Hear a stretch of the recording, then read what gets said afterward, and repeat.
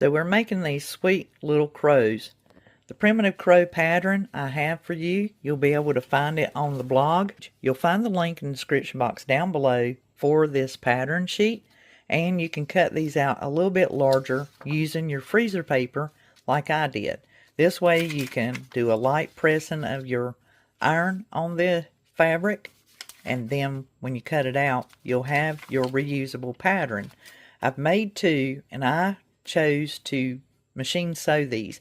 However, you can hand sew these really quick.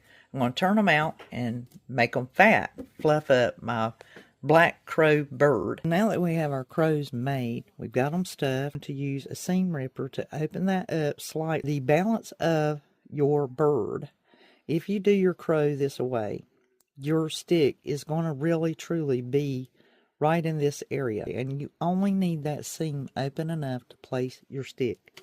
And cutting you some branch. Basically what you're going to do is you can use any Elmer's glue or Mod Podge.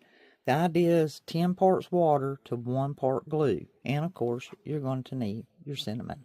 Basically I just put my glue onto my stick before I place it inside with the polyfill. Got these beautiful crows all fixed up. Glue stain that we're going to do on these, it all takes care of itself, and that makes it easier for that pick to sit up while it's going through its drying process. It has just a little bit of glue in there. We're just sprinkling our cinnamon on there and letting it do its thing. We'll give it a moment. I do tap it off just a bit, and you can touch it into the powder. You can, of course, rub your bird, and that makes it even better. See how it starts to get that look?